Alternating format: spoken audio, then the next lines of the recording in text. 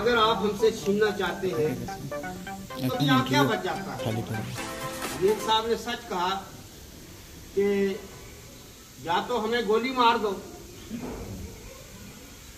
हमारी कब्रिस्तानों पर बुलडोजर फेर दो, हमें बिल्कुल अगर आप मारना ही चाहते हैं कर नहीं सकते, लेकिन एक यार हम उनके हाथों से मरेंगे, मारे हमें मारे, हमारी कब्रों के ऊपर से बुलडोजर फेरे, जो मर्जी करें, लेकिन छीनते छीनते ये सिलसिला जो है मैं कहता हूँ नहीं होना चाहिए।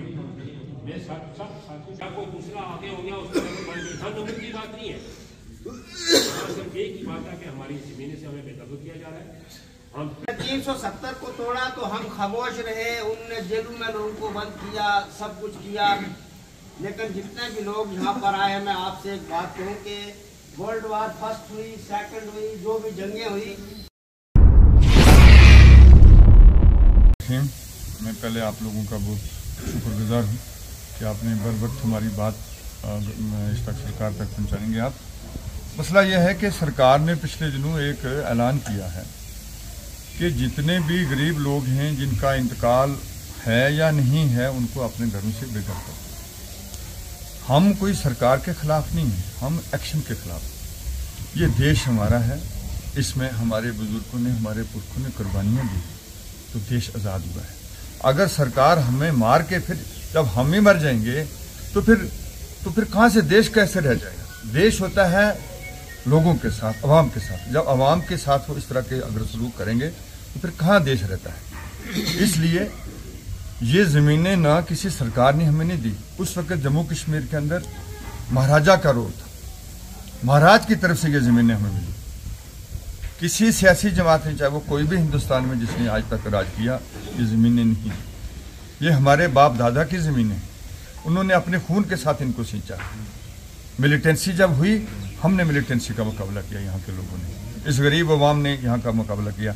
अच्छा, मुझे समझ नहीं आती है, हमारे बच्चे बेरोजगार हो चुके हैं, ओवर एज हो रहे हैं, उसकी तरफ कोई तवज्जो नहीं है। यहाँ क्या करेंगे आप? अगर किसी की 1 कनाल ज़मीन या 2 कनाल या 10 कनाल, कोई फैक्ट्री लगेगी यहाँ या क्या? क्यों हमें परेशान मत करे सरकार। इसलिए ये जितनी अवाम सुप्रीम कोर्ट की है, आज कुछ इसकी बारिश की वजह से कुछ इधर उधर कुछ 1-2 जगह ये मौत भी होगी, उस वजह से लोग ने, हम आपकी वसात से सरकार को ये कहना चाहते हैं, हमें छेड़े ना। अगर वो हमें छेड़ेगी तो हमें जवाब देना आता है। हम पुरअमन लोग हैं, हम कभी लाइन आर्डर का मसला पैदा इंशाल्लाह नहीं होने देंगे। अगर सरकार ने इस किस्म के जो स्टेप्स हम सुन रहे हैं कि वो करने जा रही है, तो लाइन आर्डर का अगर कोई मसला पैदा हुआ यहाँ तो सरकार उसकी जिम्मेदार होगी। क्यों? उसकी वजह है, उसकी वजह है हमें फख्र, हम हिंदुस्तानी हैं, ये मुल्क हमारा है, इसको हमने खून से सींचा है। बजाय उसके कि लोगों को रोजगार दिया जाए, उसके बजाय लोगों के घर ही हम इस तरह से गिराएंगे, ये इंशाअल्लाह ताला हम ये कभी होने नहीं देंगे। हम अपनी जगह, ये सरकार के खिलाफ, कोई भी सरकार हो, उसके खिलाफ प्रोटेस्ट करना, ये हिंदुस्तान का आईन ने हमें याद दिया है। तो हम अपने हक के लिए लड़ेंगे, जायज़ बात से लड़ेंगे। हम कोई ऐसी बात नहीं करेंगे जो कि इसके कानून के खिलाफ हो। लेकिन अगर सरकार हमें मजबूर करती है, कोई बात नहीं, हम उसके लिए तैयार हैं। क्या भाई आप लोग तैयार हैं? इंशाल्लाह हम बिल्कुल तैयार हैं। और हम अपील करते हैं सरकार से, पूरे जम्मू कश्मीर की तरफ से, आपकी वसातत से, कि ऐसा कोई कदम ना उठाया जाए कि मुल्क, तो क्या कश्मीर के हालात इससे पहले भी बिगड़े हुए हैं, तो फिर आप अगर हालात को खुद बिगाड़ना चाहती हो तो फिर ये आपकी जिम्मेदारी है। यही हम कहना चाहते हैं, आपके वसातत पैगाम देना चाहते हैं। शुक्रिया, बहुत बहुत शुक्रिया।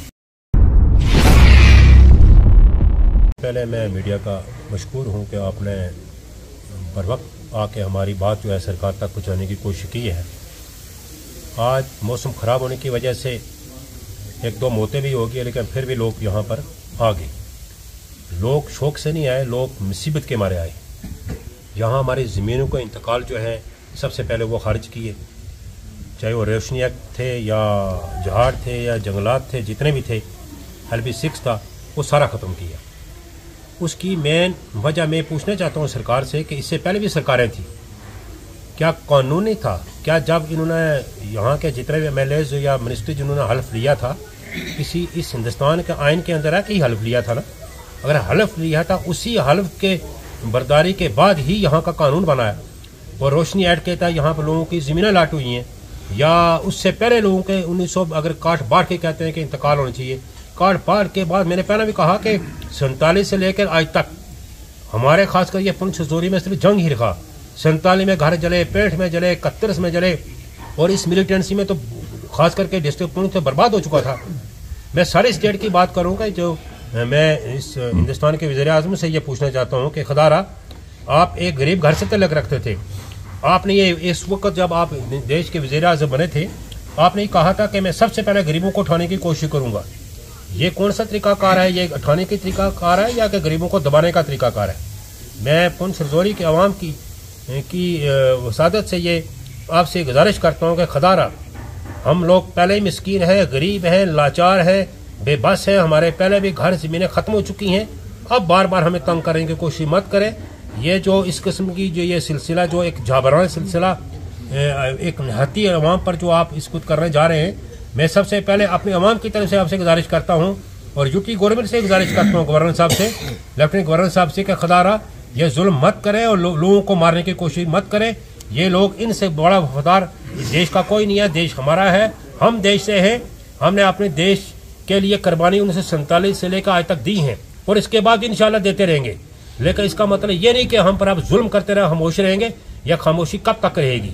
लिहाजा मेरी ये गुजारिश है कि जो आपने ये फैसला लिया है, ये फैसले को वापस करें और लोगों को साथ जो है सुख का चैन लेने दें।